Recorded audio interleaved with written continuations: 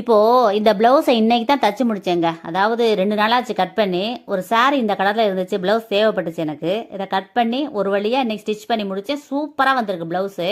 அதாவது நாம எப்போதுமே பிஸியா இருக்க பழகிட்டோம்னு வச்சுக்கோங்களேன். எப்பொழுதுமே பிஸியா இருக்க பழகிக்குங்களேன், உங்களுக்கு எந்த கவலையுமே இருக்காது. நாம என்ன தெரியுமா தப்பு செய்யறோம், நிறைய லேடிஸ் என்ன தெரியுமா பண்றோம், கொஞ்ச நேரம் சும்மா உட்கார்ந்து இருந்தாலே எதை பத்தியா சிந்தனை பண்ணி அதை கவலைப்பட்டுக்கிட்டே இருக்காது. புதுசா ஒரு கவலையை நாமளே உருவாக்கி நாமளே கவலைப்பட்டுக்கிட்டே நெகட்டிவ் எனர்ஜி எல்லாத்தையும் ஏற்றிக்கிறது, மனசுக்குள்ள ஏற்றிட்டு உடம்பு முடியாமல் போயிடும். அதனால இதெல்லாம் தேவையே இல்லை உங்களுக்கு. எப்பொழுதுமே நீங்கள் பிஸியாக இருக்கவே பழகிக்கோங்களேன். எத்தனையோ யூடியூப் சேனலில் ப்ளவுஸ் தைக்க சொல்லித்தராங்க, லாங்குவேஜ் சொல்லித்தராங்க. ஒரு லாங்குவேஜ் புதுசாக கற்றுக்கலாம். சும்மா இருக்க டயத்தில் நீங்கள் எதையாவது கற்றுக்கிட்டே வாங்க. உங்கள் வாழ்க்கை தரம் உயரும், உங்களுக்கு பாசிட்டிவ் எனர்ஜி கிடைக்கும், உங்களுக்கு ஒரு தைரியம் வந்துடும் வாழ்க்கையில். நீங்கள் தச்சு நீங்களே இந்த ப்ளவுஸை போட்டிங்கன்னா அது ஒரு கெத்து தாங்க. அதனால இன்னையிலேருந்து கொஞ்சம் டைம் கிடைச்சா கூட வேஸ்ட் பண்ணாதீங்க.